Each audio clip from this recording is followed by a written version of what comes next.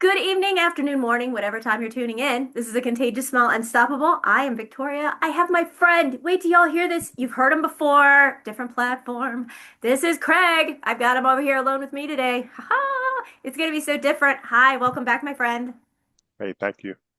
Listen to him. He does not talk like that. Hey, thank you. Like that is not him. He is like the male form of me. He's the male me. So this is what's gonna be fun. If you're not watching video, he's cracking up profusely on camera right now, so you can see all of that. So he's the northern guy. He's amazing. He has done so much. If you haven't listened to the episode where he is on with Mike and I for This Is What It Takes, it's a different platform for us, but he was involved in helping everybody on 9/11. And for that, again, I thank you for all that you did. And now let's talk about you for a minute because you're a lot like me and you don't want to do that so tough. And you want to talk about what are you doing right now? He's bringing light to, oh my God, this is the 25-year anniversary of 9/11. That is unimaginable. Like, I cannot believe it's been 25 years. Yeah, it's been a while. It went quick too. Went I by know, really like, it fast. doesn't seem like it's been 25 years. It feels like it just happened, you know? Yeah. Tell us where you were and how you helped and what all you did and what you're doing now. Sure. September 11th happened. I was walking off my stoop in Jersey City. I was renovating two houses at the time, on First Street and Second Street, downtown Jersey City. And I came off my stoop and I saw that one of the towers was on fire.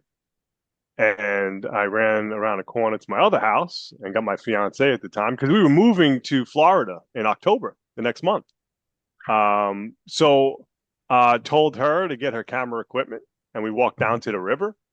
And in the process, the pandemonium, chaos, and all the stuff that You you could could actually see imagine. the towers from where you were.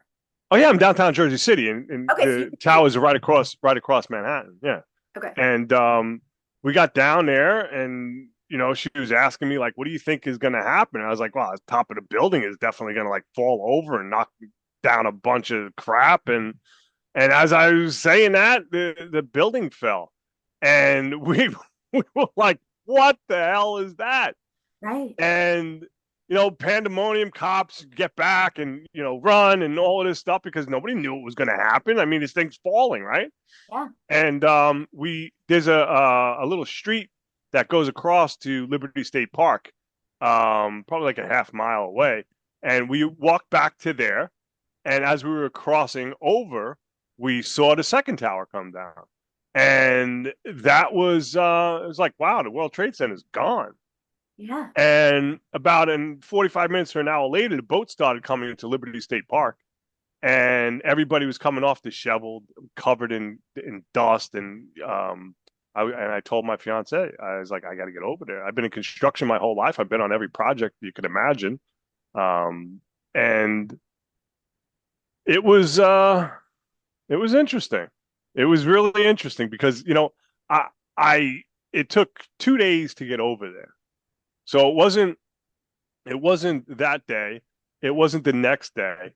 The next day that happened, the day after, I went on a boat with a bunch of guys and we were going across the Battery Park, and the Coast Guard turned us back. And they turned us back because they weren't letting anybody off there. Right. And when the boat turned around, I got the view of a baby carriage. And that just emblazed in my head that what was this person thinking about when they snatched the kid out of the baby carriage? Right. And I have this picture somewhere, but I took it, and it was like the baby carriage in my mind was like a monument, Yes. right? Because it was like this little baby carriage just there. And it was rough. The next day, I had my Tyvek suit, I had my um, respirator. And as guys were coming from downtown Jersey City, now they've been there for a couple days. Yeah. So they were completely exhausted, completely Of course. disheveled. Yeah. And when they're coming off, people are clapping in the background because there's thousands of people there, man. And um, I got to like help them, give them water. They had wet towels. You wipe them down and stuff. And and one guy would have his hard hat, so I'd take his hard hat off and I put it to the side, and the other guy had his vest, so I took his vest off, his reflective vest, and I put that to the side. And when they were gone, I put the hard hat on and the vest on, and one of the guys was like, "Hey, you, come on, let's go." And I got on a boat. It was like a boat barge. It was a really weird looking boat, but it had thousands of buckets on it, and I couldn't understand what the buckets were for. Yeah, I was about to ask you, what were they for? Well, when we got over, um, I took these buckets. Right, I had a big pile of buckets in front of me, and I couldn't see in front, but I can only see side to side. And people were just pointing where to go. And I went into the atrium. I saw guys at this one restaurant that were just hanging out, smoking cigarettes. I mean, complete like you're looking up and there's beams ready to fall, and it was just like it was like oh my god. I walked by this one room. There's a whole bunch of bags. I didn't even want to know what they were, and I kept going through, and it started to get dark, and then it started to get light, and then I saw a knee wall. It was the front of the building, and I put my buckets over the knee wall, right? And I just looked. I was like, wow, this is wild. And like when I had that whole process, there was a huge alarm went off. And it was all you heard was run. And I ran. And I Yeah. ran around a building with a bunch of guys, and we ran towards the river, and come to find out that the front facade fell on my buckets. And that was my introduction to 9/11. And I was like, you know, immediately like, what am I doing here? Like there, you're looking at this place, and like 25 years later, I still think about it. It's like I stood on top of the World Trade Center after it fell, and it was just complete pandemonium. And I saw things that I never want anybody to ever see or process. And I was on a bucket brigade. The buckets were for to get in, put things in buckets, and then there was huge lines where you just pass the buckets back and forth. And you know, to this day, um, I can tell this story because I have no emotional attachment to it. And people are like, oh, come on, you have emotional attachment. I really don't, because Yeah. I've gone through the work. I've done the dark work. Yep. I've done all the mental work after going through cancer, after surgeries, procedures, um, them taking my mid and lower lobe, my right lung out, and just all the things that go along with it. That you got Um, 9/11. from 9/11, yeah, it was like the rare cancers. And they told me 4 different times I was potentially being treated for cancer, and they were only right once. Yet I got the scars all 4 times. Welcome to Um, American U.S. healthcare. the sick care system, exactly what we were talking Thank about you. the other day. We could The talk sick about it care today. system. Mm-hmm. Yeah, it's very, and I'm in Mexico. I'm in Merida, Mexico, because I can't afford the health insurance in the United States. With the World Trade Center Health Program, that's a shitty program. It is beyond disgraceful. There's so many people now, and so this is the reason why I'm on this journey, right? I'm going to be interviewing. I am interviewing uh, people that have been affected by 9/11, people that can't afford the health care, the free health care, can't afford the free health care, which is like ridiculous to me, because I could be seen for my illnesses, right? I have GERDs, Barrett's esophagus, lung cancer, PTSD, sleep apnea. I have Barrett's esophagus, where I could be talking or eating or drinking, and my throat will literally close, and it is the most excruciating pain. Um, I was told, like I said, 4 different times that I was potentially being treated for cancer. Um, Twice for male breast cancer, where they took 20 lipomas out of my chest. That was very big for 9/11. It's huge in the 9/11 community, because breast cancer for men is one of those things, one of those illnesses. Sleep apnea, because obviously you've ingested everything. Um, and the lung cancer, like it was really interesting. I look at this stuff as interesting now, right? Well, I want to Uh, first thank you for everything you did. And oh, thanks. no, Yeah. seriously, I mean that because you know, so many people took it and made money from it. And that Oh, there's a lot of money being made makes from me it. so unhappy. One of the stories, and everybody does, most people, I'm not going to say anything, most people remember where they truly were on 9/11, where they, where they really were. I'm not saying anything, but like, I remember I was at work and I saw it, and like, my office could have fallen and I wouldn't have known because I was just like, oh my God. And I'm watching people jump out of towers and they're telling everybody, on live TV, we're giving you a warning, this is really sensitive, stuff. And I'm watching people jump to their death. And I am just like, I'm nonstop praying for those people. And I'm just, oh my God, I can't imagine. All flights have stopped, and everybody's like, what can we do? And it's just, you're glued to it. And to be there, I couldn't even imagine. I could not even fathom. And you see all these people who are like, I was there, and let me tell you my story for $1 million, or let me give you an interview for, whatever. And it's like, no, you're doing it because of the goodness of your heart. One of the things I heard was, the actor Steve Buscemi was a firefighter before he was an actor. And he went, and they said there's variant stories to it, but variant versions to the stories rather, where he went running into a firehouse, grabbed the gear and face mask, shield and all, and went running in, and nobody knew who he was until somebody was treating him for inhalation. And he begged them not to say who he was. He said, I was a firefighter. I'm always going to be a firefighter. And he never took a dime for his story. He never wanted his story as the actor Steve Buscemi to be out there. He just wanted to help. And my respect for that man went through the roof. Like, what an American hero. What a hero. Not even an American, just a hero. Because there were people from all nationalities, people from all walks of life that were helping. And all of them are heroes. They're not out there to collect a dime and, the notoriety of it. It's because they had a good heart and they're doing it because they're a good person. But when people are like, "Oh yeah, I saw it," but then you find out they were like in California, but you can hear my story on national TV, whatever. The thing is, do you feel like something like that's going to happen again sometime in the future? Like another 9/11 could possibly happen again? Oh, 100%. 100%. I mean, that changed everything. Right. If you think about it, after that, new rules and regulations went into play, and don't let me. That's a rabbit hole that, yeah, that's just another rabbit hole. Yeah. I mean, you think about it, the Earth closed for 2 years. Do you ever think that would happen? No. Right? But Right. that happened after 9/11. So they're breaking everybody down in a certain way that, see, I can't tap into that because then it kind of like deflects away from what I'm doing. Right? Right. Because I'm putting notice that there's people that are sick and dying. I'm one of tens of thousands that are sick and dying, and nobody really cares. You know, That there that's the part that blows my mind. We're just expendable, and I'm not expendable by any stretch of the imagination. I'm going out kicking and screaming. I yeah, came into this world kicking and screaming, right? right. First thing you get when you come into this world is a smack on the ass, and then you start to cry. Why would we think life would be anything else after that?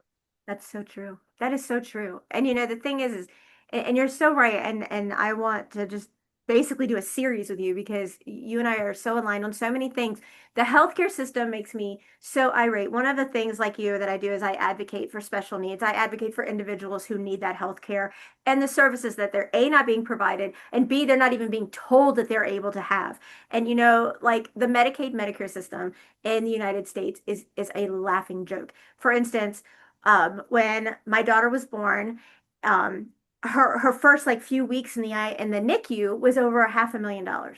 And they're like, oh, you're gonna have to have a Katie Beckett waiver. You're gonna have to have this. You're gonna have to have that. I'm watching my daughter code every single day, have seizures every single day, and you're telling me go fill out paperwork? Screw you. This is my kid. We're not going anywhere. And then they're like, oh, you can apply for Medicaid and it will, help subsidiary the cost of subside the cost of everything.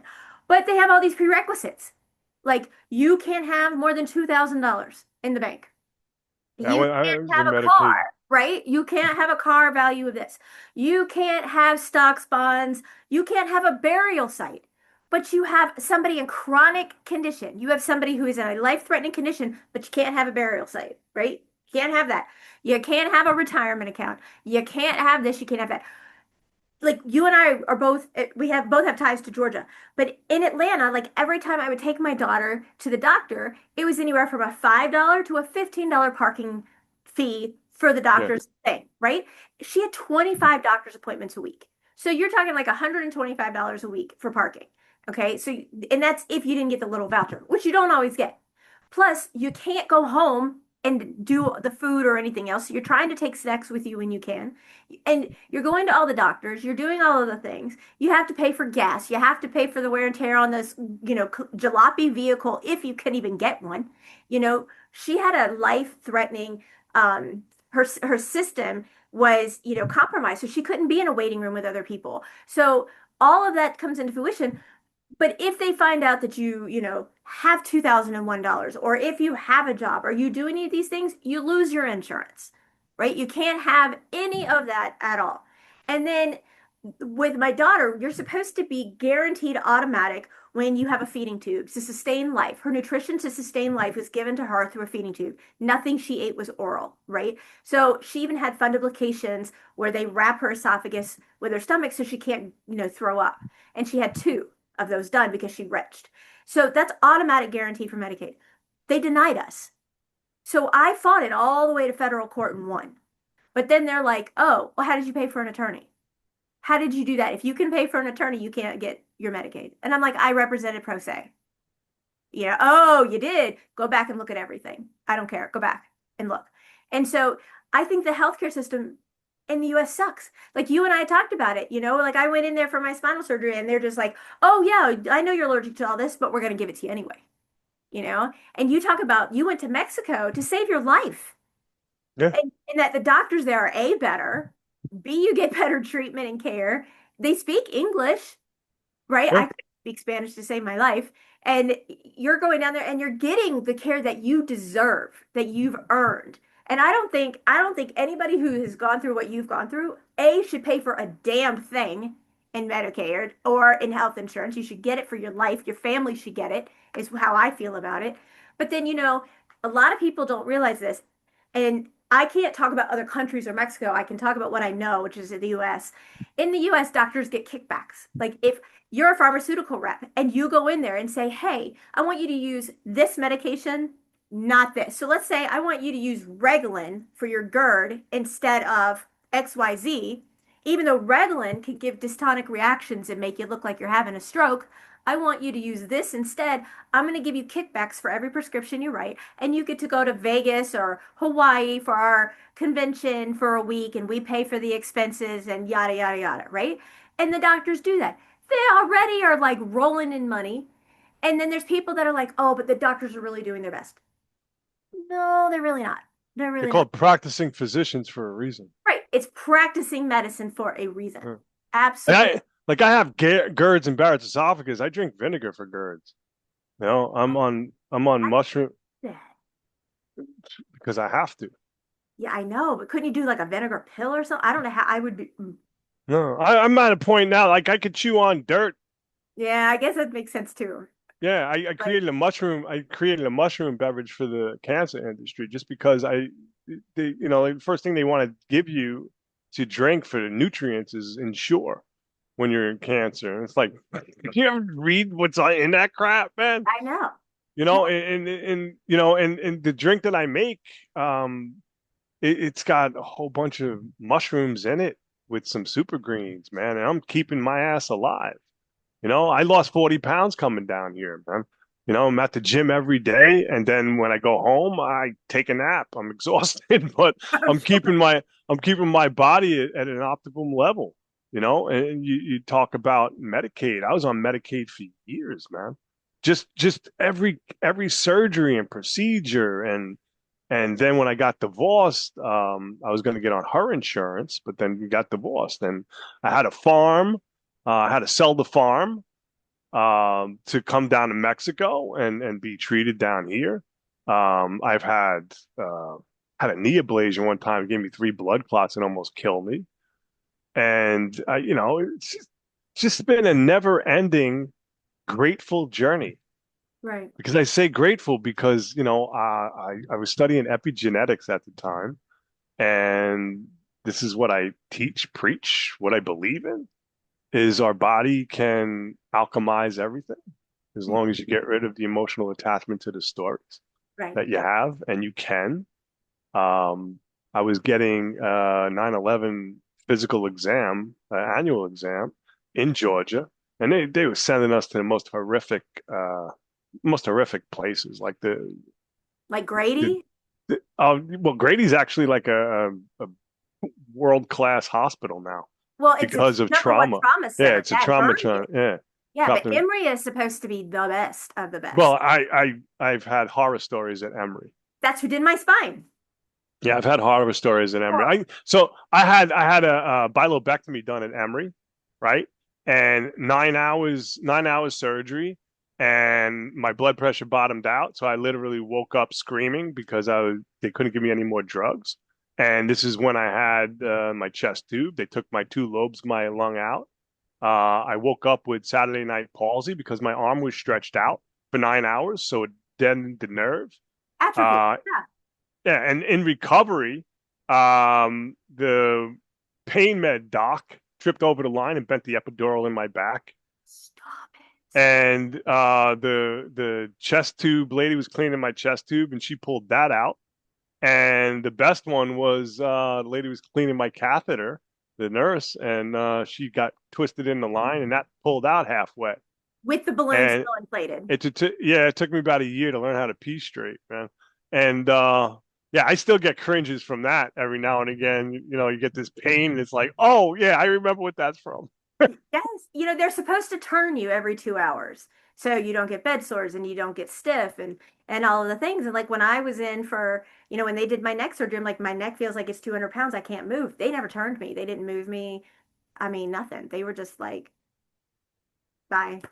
You know? Yeah, it's so weird because down here, I mean, I could have a doctor come to my house, give me a bag of meds, give me What? an IV, set an IV up, and just like yeah, that's 2,000 pesos, 17 pesos, $1 to 17 pesos. So I mean, I'm so much better off here, but the opportunities as an entrepreneur is there in the United Right. States, right? Right. Um, like I said, I used to be a high achiever. I couldn't even pay the electric bill, man. I was self-isolating. I was just going through things, and I continue to go through things.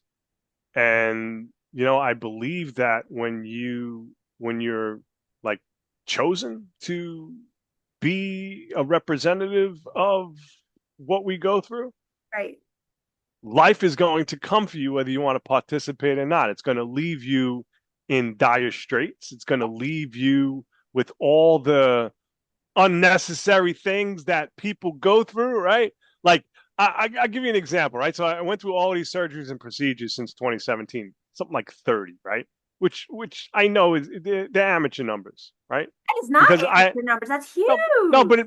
but it is because I got a friend of mine that had 85 surgeries, right? And I know you 100 plus, and no, That's but the thing is, it's like everybody goes through it, right? right. You know, and you have to live the experience. I needed to tap into when I was molested as a kid, when I was a drug addict in my teens, when I was bankrupt, divorced, lost houses, cars, Just businesses in protect multiple yourself. genres in multiple countries, and and you just got to keep going.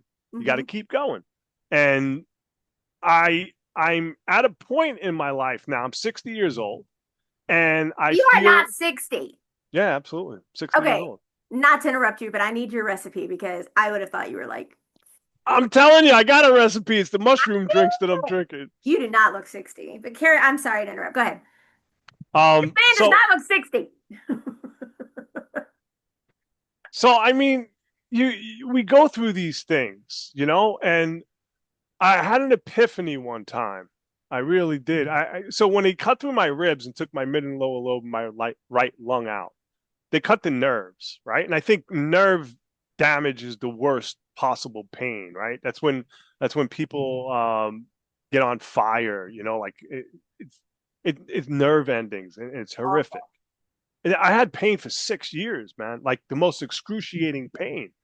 And then it was nothing compared to my knee ablation because that pain was like 10 times worse because it's nerves, right? So you had another comparison of nerve pain. Mhm.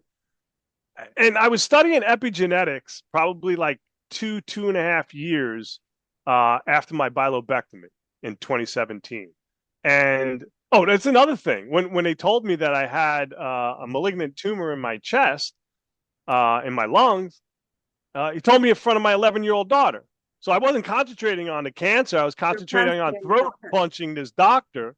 Yeah, and that's when I started becoming a patient advocate because there are things that you shouldn't say in front of In front of people, kids. right? That's It's right. your kids. It's like everything is mechanical, Right. right? Everything is technical, but the human nature, the human part is human, Yeah. right? And these doctors, they believe that they have like this God Complex. complex, Yes. right? And it's like, no, man, no, no, no, no, you don't. You You really really don't. don't. Yeah. So, I'm sorry. I'm getting back. I'm running off on a tangent. So, I was studying epigenetics after my surgery, and I was still in excruciating pain. It was only 2.5 years after, and I was studying for about 2.5 years, and like listening to all the Joe Dispenza stuff, Bruce Lipton stuff, and I went to a 9/11 annual. Uh, Check up. oh God, I'm having a brain fart. You went to a checkup? Yes, yes, an annual checkup. And the doctor, after the X-rays were done and everything, the doctor came in and she's like, "Craig, have you ever had a bad X-ray?" And immediately I was like, "Oh man, she's gonna tell me I'm gonna be dead by Tuesday, and Yeah. like this is gonna be devastating." And then I was like, you know what? She's not gonna take the smile off my face. She's not gonna put me in a crappy mood. So whatever she says, who cares? And that was my epiphany because what happened was she didn't even have my paperwork from 9/11. So she didn't even know that I had surgery on my lung. So it was like, why am I going to get aggravated? Why am I going to get distraught for something she is not even being truthful? Yeah. And that's when I realized my biochemistry didn't change. I didn't have that sinking feeling. And that was the epiphany that I had. And it was like, oh, wait a minute. I like this feeling, you know? And I've been studying ever since. I've been alchemizing ever since. And I help people alchemize the crap that they go through. Because what I do, it's kind of like sadistic, right? I want people to have that recall, Mhm. that traumatic recall, so they could feel that biochemistry change, right? Right. Then I help them with tools to regulate that biochemistry. So if you're chasing the adrenaline and cortisol, right? There are tools that'll show you the oxytocin and serotonin. So instead of those dopamine hits that we all love, right? We can just live in a balanced environment. And it doesn't matter. Doctors can tell me, look, man, you're going to be dead by, Friday or whatever. I don't care. What does that got to do with today? Right. And it's something that I'm passionate about. It's something that I mean, I get to be on podcasts all over the world. I get to express myself to people that get it, that understand it, you know? And I'm so grateful to have the opportunity to express myself in a way that people can understand it. And this is what Joe Dispenza talks about. He wants to teach people how they can do exactly what I'm talking about, but do it in their own way, in their layman terms, man. You know? Right. And I tell people all the time, I'm a knucklehead from Jersey, and if I can figure this shit out, anybody can. You have the tools.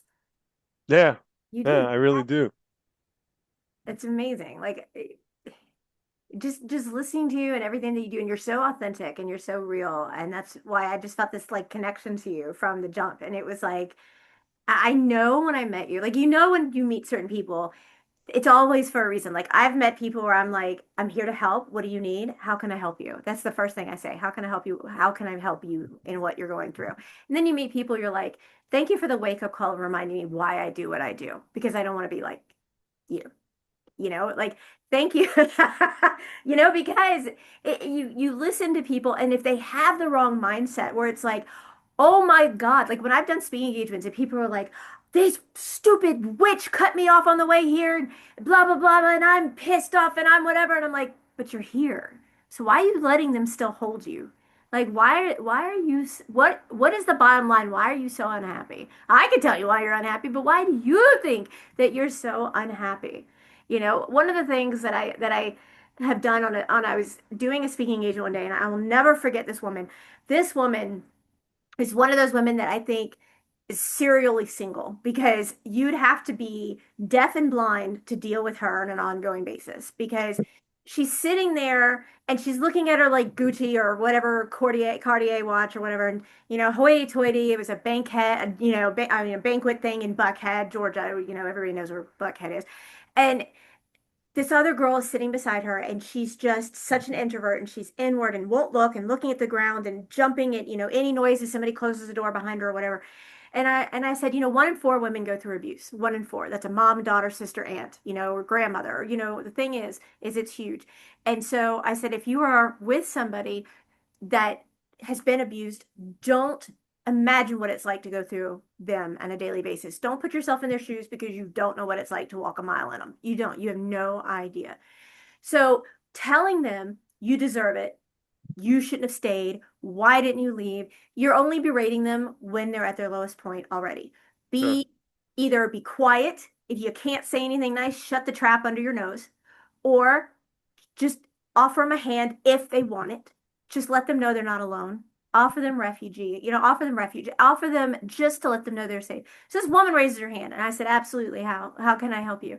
And she goes, well, my daughter was just beaten by this boyfriend that I didn't like, and it was all about her. And it wasn't about her daughter. And I said, well, first of all, I want to thank you for bringing her here today. Oh no, she made me come, and I didn't want to be here. And I was like, let me ask you a question. And I knew how to get to her. And I'm watching the daughter sink more and more in, as the mom is making it about her and the embarrassment her daughter has brought to her life, right? And I am just like, woman. And so I look at her and I said, let me ask you a question. And I said, have you ever had cancer? And she goes, no, like, no, like it would plague her, right? And I said, well, I'm so happy for you. Thank God you've never experienced cancer. So let me ask you, God forbid you go next week and find out you have a brain tumor. Are you going to go to a podiatrist? And she goes, what are you talking about? Why would I go to a podiatrist for a brain cancer? And I was like, why would she come to you as a person that she believed in?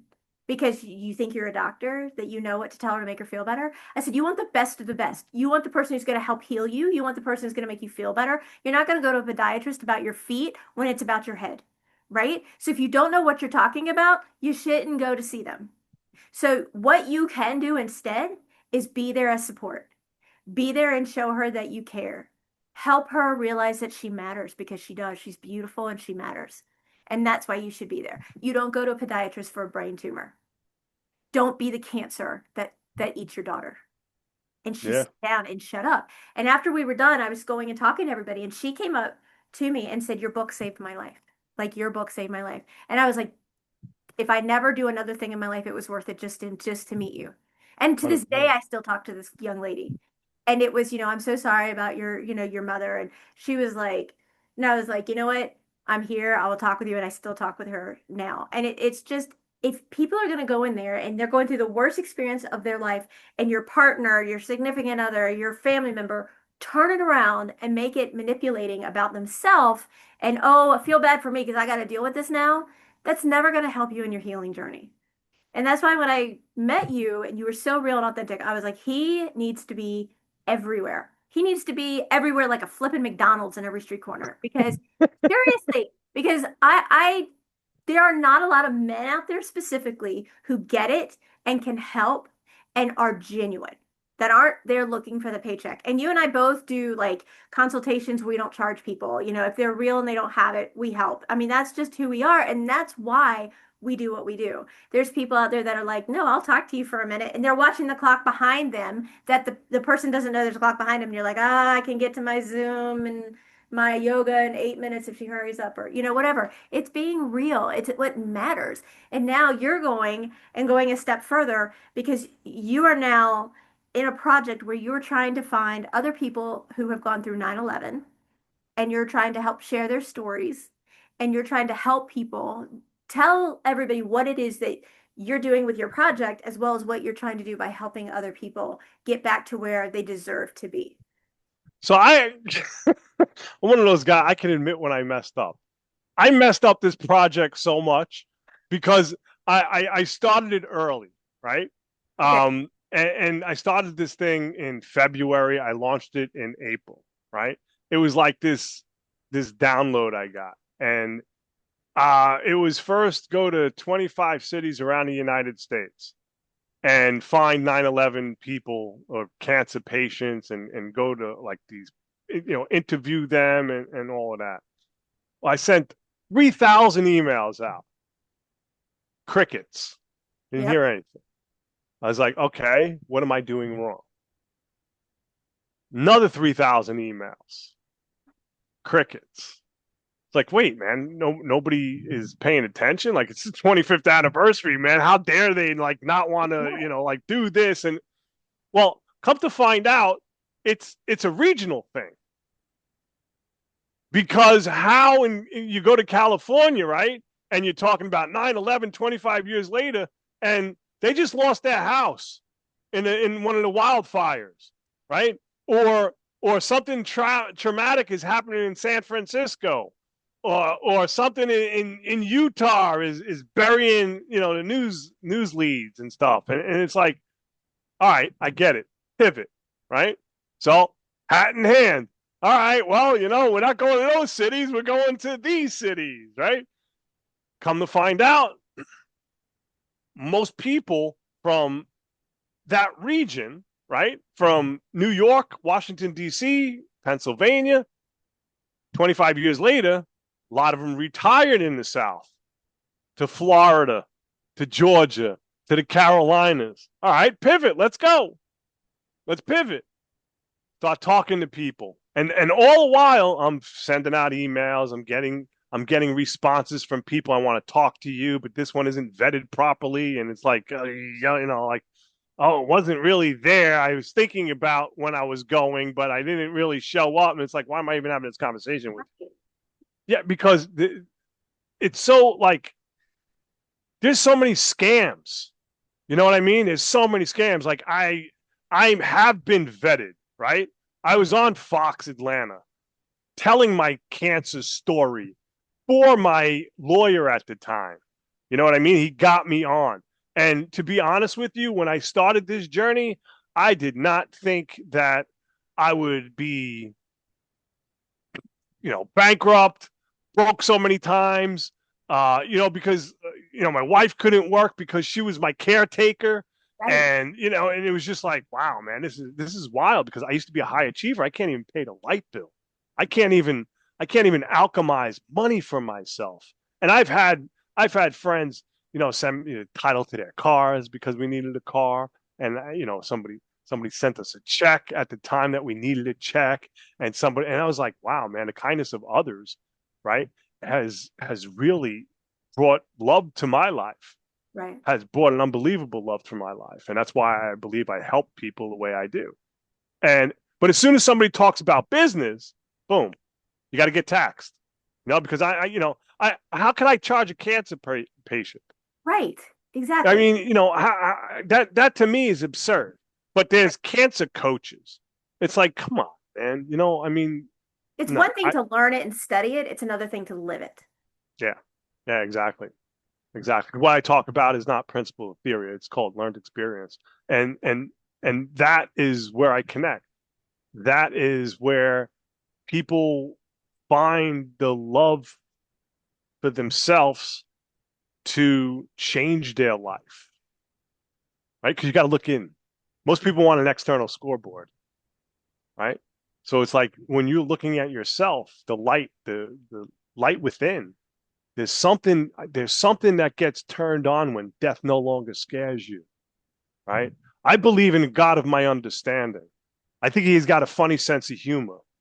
I can't wait to meet him, but I'm not in a hurry because Right. I want to have a conversation with this guy, Yeah. universe, energies, whatever. Because I'm not pissed because in a way I'm kind of grateful that I get to do what I do because this isn't work for me.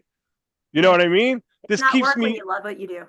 yeah, man. And as corny as that sounds, because people use it all the time, it's like I actually have love for humans as much as I don't like people.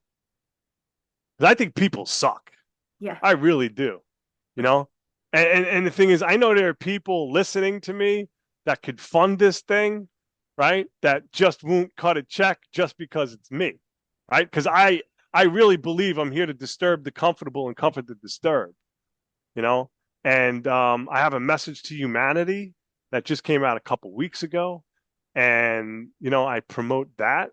My friend Adam, the guy that's going to be shooting this documentary, he made this message to humanity for me, and I'm just like in awe of the people that have entered into my life. I've never even met these people. I meet them online, like you. I never met you, met online, right?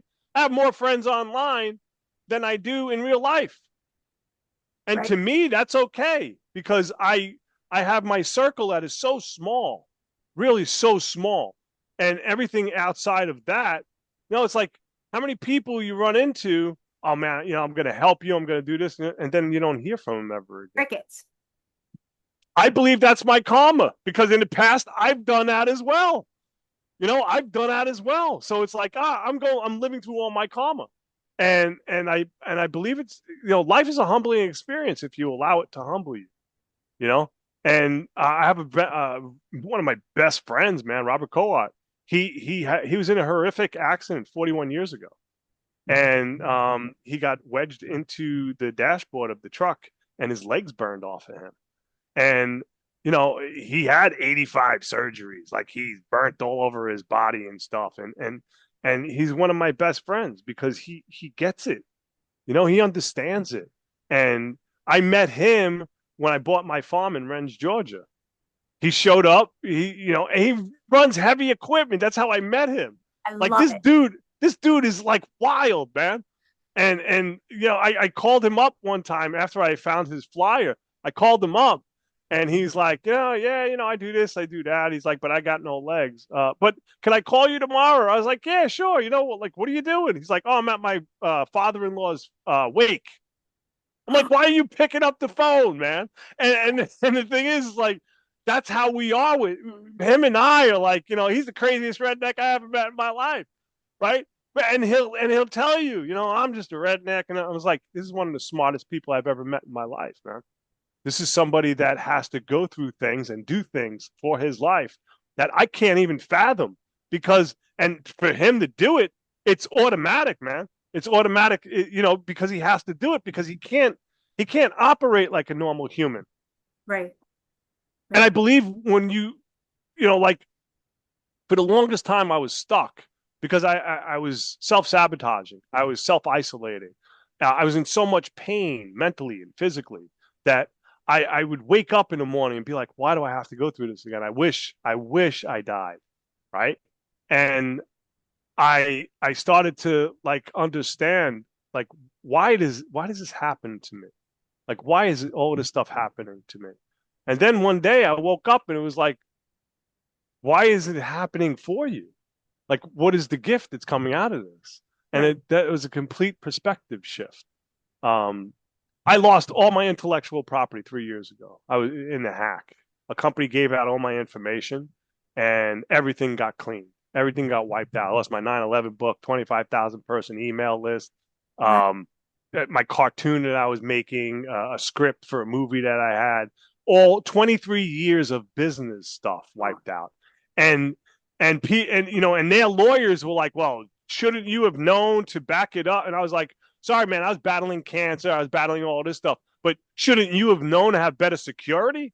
Oh right? no, you know what I mean? It's like, come on, man. And they told me, go pound salt. And yeah, I lost everything. And what I realized was all the greats lose everything That's right. because it drives you to a different destination. It That, and it was everything. It was everything that I was going to give my daughter, right? And and I realized it wasn't what I was going to give her; it was what I was going to put in her.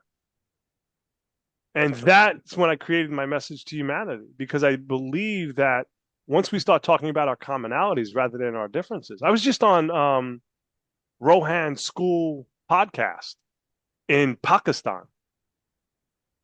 Yeah, man, I get You're featured all over the everywhere. world just to Yeah. talk. Yeah. Yeah, just to talk, and on your beautiful show, Oh, and just and I have to pinch myself. You yeah. know, I wake up in the morning with a process. I wake up, I can't feel my legs. Takes me about 20 minutes, a half hour, right? But what I've alchemized in my life is, well, I still have legs, right? So, Oh, so the old legs, they got to stop moving a little bit, right? And then I'll get up and I'll take a couple breaths, right? There was times when I didn't have breath, yeah. right? And then I'll walk to the gym and I'll work out a little bit and I'll come home and take a nap because I got to remember, right, that I only have three lobes out of five lobes. So it wins me, right? So I'm like, and I look in the mirror sometimes and I'm like, but you're Superman. Huh?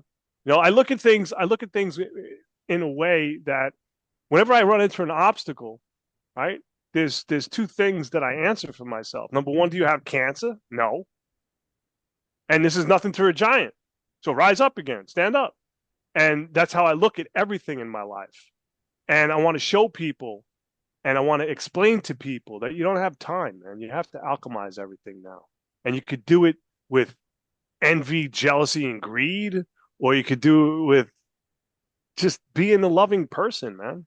You Right. know, be that light, be the beacon, so you can shine your light on our global brothers and sisters. You know, this is the internet. We have such an amazing experience ahead of us, Hmm. right? And just be nice because I've been through a lot of cultures. I've lived in a lot of different places, and I realize that nobody laughs or cries in a different language. Right. And yeah, and it's just it's sad to see how humans treat each other. It is. It's horrible. It's horrible. And I'm this person that every time I've had a surgery, I come in and I make cookies and I bring it in. I'm like, okay, I have been in PO for 12 hours. Eat the damn things. Get them out of my way. And like if I have a surgeon, I'll be like, great, you're gonna get on my nerve and leave me in stitches. That's fantastic. And I say things to make people laugh. Like, they tell you to clean yourself before you come in. And I came in one day with a can of WD-40 and I put it on the counter. I said, had my shower. And they were just like, what? And I was like, I'm like, one of those devices that has like the 8 plugins. And I'm like, because I have to plug in my prosthetic arm if I choose to wear it, my hearing aids, my back. I have a remote control. I have this. And I was like, I just want to be a bloke in about 150 years, like in the corner, watching some brand new resident do my autopsy. They're going to think they got pranked like no tomorrow because I'm all metal. So, like, technically, I'm like 8 years old. So, do I put eight? Do I put I'm a minor? And if you don't laugh about it, I mean, life is about laughter. They say you had 2%. I'm like, it's better than one. Let's go. I got this. Let's go. Come on. That's how you have to take life. You have to. Because do you want that misery and uncomfortability and toxicity? Or do you want happiness and joy and being able to help other people? Which way do you want to live your life? And the thing is, I lived that life.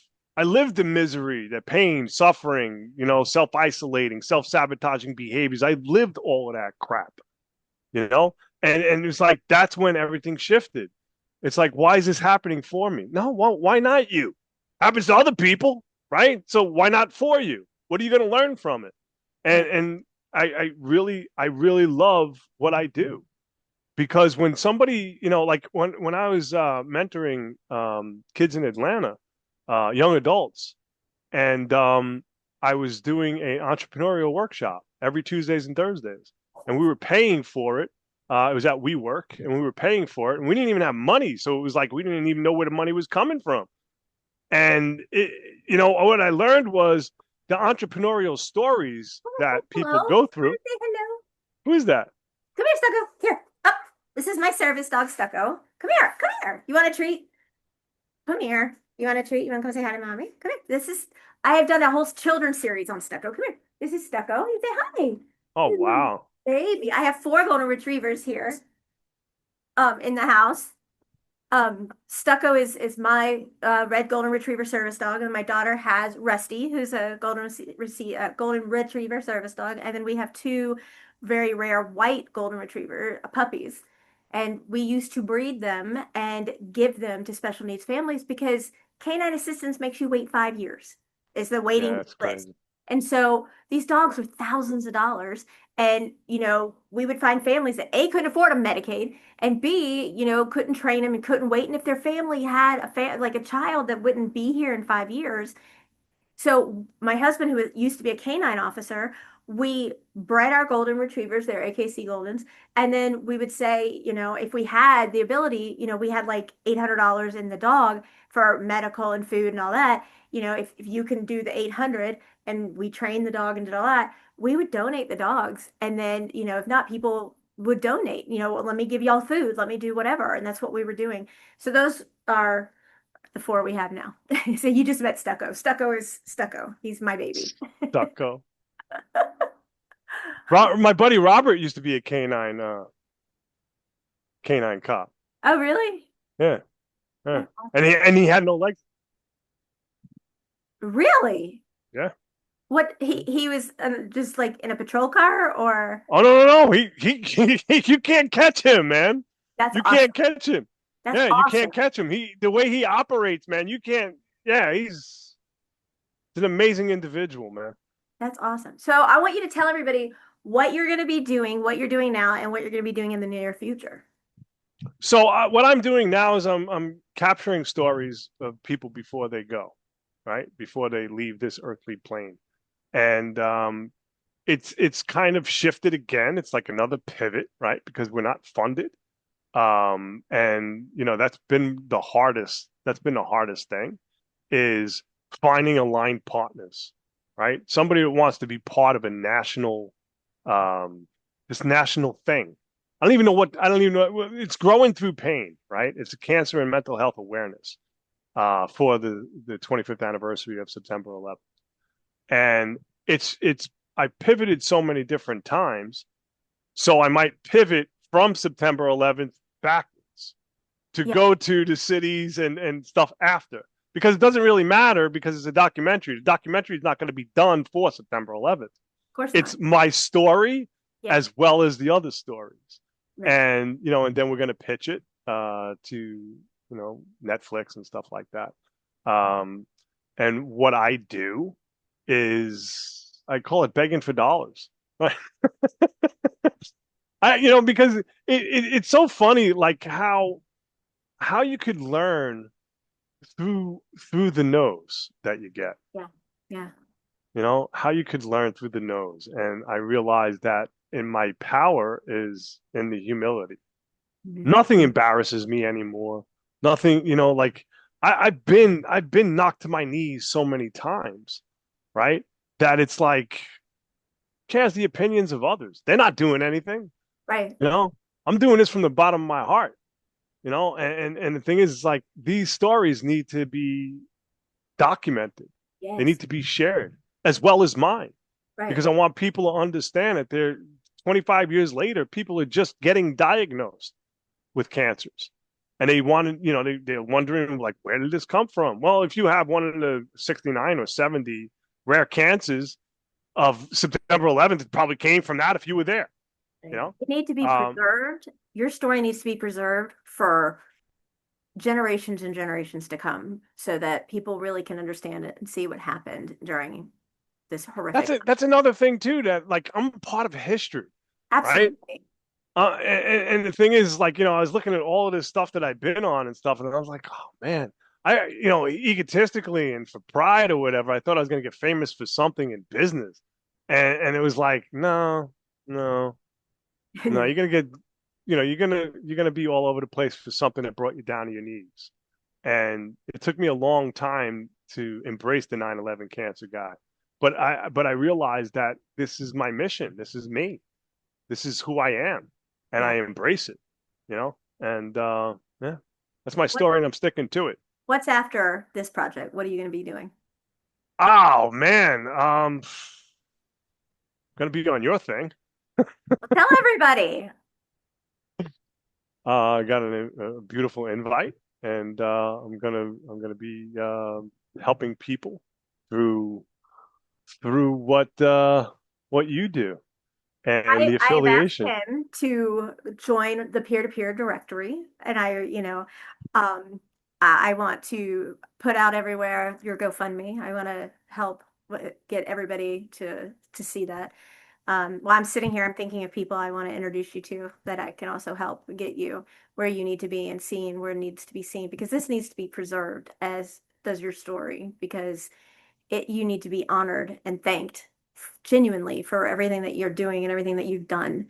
And he has a sense when you're sitting here, whether you're listening to him or you're watching us, he has a sense of comfort and calming that comes across.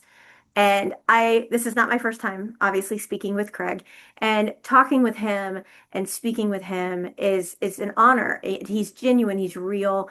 He has notoriety. He has the real deal. And to be able to offer an opportunity for him to come on and help other people as well is it's my honor. It's doing such an honor for me because I would never put out an invitation for anybody that I don't believe is real and authentic. And to have someone like Craig who really has such a great heart, a great story, a great after. I mean, I would love to have him back on again and talk and talk and talk and that's what he and I do. We talk. We should call the show Diarrhea of the Mouth because that's the two of us. We have diarrhea of the mouth, the both of us, and to really just all we want to do is help people. And I understand the comfortability aspect of it, where some men would rather talk to a man, and I get that. I totally get it.